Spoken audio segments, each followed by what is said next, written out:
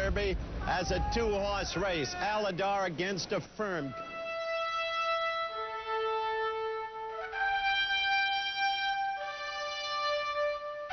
Usually, the Kentucky Derby's coming up and they're talking about 4 or 5 or 6 horses, and this horse has done this and this horse has... There are only 2 horses in the Kentucky Derby, 1978, Affirmed and Alydar.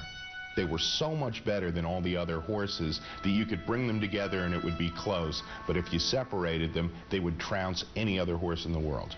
As post time approached at Louisville's Churchill Downs, Kentuckians were split between 2 favorite sons, one a horse, the other a jockey. The basic point is that Alydar and Affirmed come into this race as popular betting favorites. People had very solid opinions about both horses. Alydar was the favorite, the morning line favorite, and he was the sentimental favorite in Kentucky. He had won in Kentucky. He had raced Calumet Farm. But then again, Steve CAUTHEN was a Kentucky boy, and he was very, very popular. Although no one was predicting a Triple Crown, I think anticipation for the rivalry between the two was great. And they're off. Inside, there goes Raymond Earl, and Affirmed is right there and challenging between horses. They epitomized the 2 styles of running. You had the front runner and the stretch runner. Alydar's style was to lay off the pace. He was more of a stalking, one-run type horse. That was the way he ran best. Alydar now on the outside gains ground in 8th position. Affirmed, you could make a move on him and then, slow him down and then make another move. I mean, not very many horses have the ability to do that for you. 3/8 of a mile ago in this Kentucky Derby. Up on the outside, there goes Affirmed with a rush. Affirmed takes command by a head as the field turns for home. There were those who thought that Affirmed knew Alydar. Perhaps he did. I don't know, but I do know that he certainly loved to run with him and loved to beat him. Down the stretch they come. Affirmed on the inside takes command again. Believe it is second. Alydar gains ground third. They're in the final furlong. It's Affirmed with Stevie CAUTHEN showing the way by 2.5. Believe it with Ed Maple is next on the outside. Alydar is third, but it's going to be Affirmed. Affirmed with Steve CAUTHEN is going to win this 104th running of the Kentucky Derby. Alydar is second. Believe it third. Gap of 4 lengths. And whatever doubters there might have been out there, they had to quiet down now after this, and they had to give Affirmed the ultimate respect because look what he did. He went out and beat their darling. He went out and beat the great Alydar. The rivalry shifted to Baltimore for the Preakness Stakes, the second leg of the Triple Crown. Many still believe in Alydar. Eddie, what about you? I believe in him. I have yet to see Alydar have a clear shot at it. Today the field is smaller. We've got a lot of the trash out of this race. I was convinced, as other people were, that Alydar did not like the track there at Churchill. And I thought, okay, he's got 2 weeks now. This is going to be it at Pimlico. So I wrote a column saying Alydar will win the Preakness. They break away. Indigo Star on the outside takes the lead. Affirmed coming on. The pace was not that strong, so I went to the front and dictated the race. Was able to slow the pace down pretty well. They break away down the backstretch. Affirmed is taking charge by 3/4 of a length. Along the inside, Crash Reward. Believe it's coming on third on the outside. Noontime Spender racing fourth. Up on the outside, Alydar making a move. Alydar put himself into the race earlier. He had more turning for home, and he was closer. Coming around the final turn in the stretch, I knew I had a ton of horse under me. It was just a question of, where's Alydar? Alydar charging up on the outside, making his rush. They come to the top of the stretch. Affirmed has the lead by a half length. Alydar's on the outside. Alydar got right up alongside of him, right near him. And now he looked like he was going to just steadily grind him down. Here comes Alydar, and surely he's going to go by. And the next stride or two, he's going to go by, and he never does. And then Affirmed just didn't seem to weaken, just wouldn't give up. Affirmed holds that lead. Alydar up on the outside to join the leaders. They come on down to the 8th pole. It's Alydar on the outside. Affirmed along the rail. Inside the 8th pole, it's Affirmed holding a slight lead. Alydar charging at him. Coming on to the 16th pole, it's Affirmed. Alydar on the outside. They come on down to the finish. Affirmed and Alydar. Here's the finish. Affirmed wins it. Alydar beats him by a neck. If by winning Affirmed had quieted some of his critics, Alydar diehards found excuses for his failures. The Derby and the Preakness could not have been scripted better. If you were an Affirmed fan, the two races proved that Affirmed was better. If you were an Alydar fan, he had just enough trouble, he had just enough of a bad trip that next time you were absolutely, positively going to catch him. He'd already conquered New York. You know, it wasn't like he was coming out of the boondocks to ride in the Triple Crown. Here I am, the youngster. Of course, you know, I haven't screwed up yet. That would be pretty bad if something happened to me in the last race when I had a chance to win the Triple Crown and I messed it up. Born during Derby Week in 1960, Steve Cauthen discovered early on where he was most comfortable. The first thing I remember hearing about Steve Cauthen was that he was a Kentucky boy, grew up in northern Kentucky, and that he straddled a bale of hay in his dad's barn and would practice his riding technique. I spent hours up there. And in fact, my dad told me, you know, wasted a lot of his good bales of hay. But I think in the long run, it probably paid off. On his 16th birthday, when most Kentucky males head for the DMV to get their license, Cauthen went to the local racetrack to get his jockey's papers.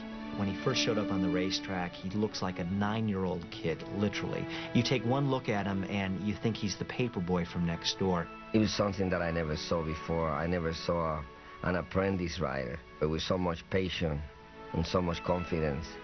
It was just amazing, the rapport with the horses, their responsiveness to him, the confidence that he instilled in them, and then his ability to get the best out of them at the given time. Horses ran for Steve Cauthen that wouldn't run for other jockeys. I saw horses completely reverse their form once Steve Cauthen got on board.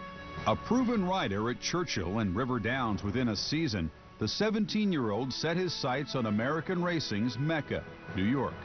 Everybody said when he was in Ohio and Kentucky, well, he's only doing it in Ohio and Kentucky. But then he came to New York, the big leagues, and didn't miss a beat. Here was Cauthen the way Bob Feller was in baseball when he came up as an 18-year-old kid striking out the big guys. It's something that we love to see in America. A teenager who survived and excelled in the big leagues. In 1977, Cauthen took racing by storm. Earning a record $6 million in purses, he won 3 Eclipse Awards, and on 3 different days was first under the wire 6 times. Less than 2 years in a professional saddle, Cauthen had gained national celebrity. I made a record for when the record was released, and I had to go to New York to, you know, sign copies, and all these little girls were coming up and getting me to sign it. I felt like I'm, you know, Michael Jackson. I remember crowds of people waiting for autographs of Steve Cauthen as he came out after the races. I mean, that just didn't happen. He's on the cover of major magazines. There's a book written about him. He was the kid. He was the natural. Sports Illustrated named him Sportsman of the Year. And he never showed any ego. You know, he never got arrogant. He didn't get conceited. Steve was an authentic Cinderella kid. He was just one of the politest, nicest kids you would ever meet. I love what I'm doing, and that means more to me than, the interviews are part of it, I guess. It's come around as my success has come around. I was very focused on what I was trying to do, which was, you know, win every race that I possibly could and try to find a great horse to ride.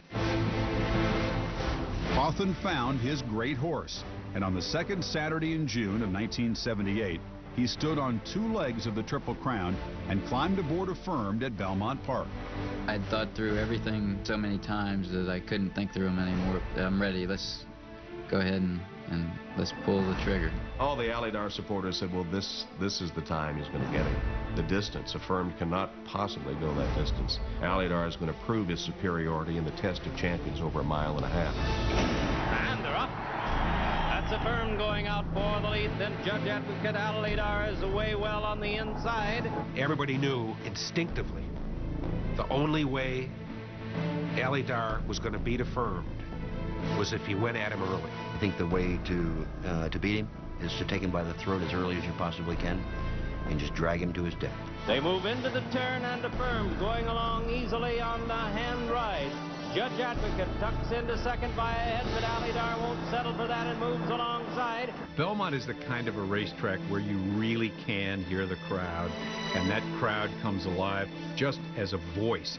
all of a sudden I started to hear a roar, and I realized that Alydar was coming up to challenge me. On the inside, Affirmed. On the outside, Alydar. And those two are letting out all stops. They're going on out together. Affirmed along the inside, Alydar on the outside. Heads apart as they move down the back stretch. They hooked up with 7/8 of a mile to go, and for the rest of the race, they were no more than jowls apart.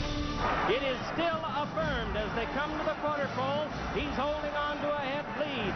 Alydar is outside of him and challenging that lead. The two are heads apart, and Alydar's got a lead. Alydar put ahead in front, right in the middle of the stretch.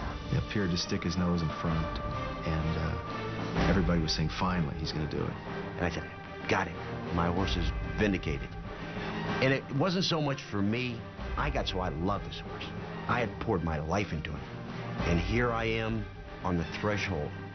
It's Alydar and Affirmed battling back along the inside. We'll test these two to the wire. Affirmed under a left-hand whip. Alydar on the outside driving. And I see him like with my eyes saying, oh, he's coming back. Oh my God, he's going back. Affirmed and Alydar heads apart. Affirmed's got a nose in front as they come onto the wire. At the end of it, if you weren't emotionally exhausted, you were not paying attention. Alydar is second. Steve Couthen salutes the crowd. I remember seeing a picture of the two horses hitting the wire, and you could see Affirmed's eye looking back at Alydar. It was like the moment in the movie Moby Dick when Gregory Peck was lashed to the whale with the harpoon ropes, and the whale was looking back at him with his eye. I thought, this is Moby Dick looking back at Ahab. When a race is that close, perhaps it is the jockey's urging. Perhaps it's that one final push that he might make that gets his horse there to win when a race is that close. After the Derby and the Preakness, you know, he was still full of life and energy, and they led him into the winner's circle that day, and his head was literally hanging on the ground. He'd given every ounce that he had. He proved that he had an intangible that Alydar didn't have, a tremendous will to win under any circumstances. He just had Alydar's number. It's like some pitchers have hitters' numbers, or some hitters have pitchers' numbers. He had his number, and I think Affirmed and Alydar both knew that Affirmed had Alydar's number.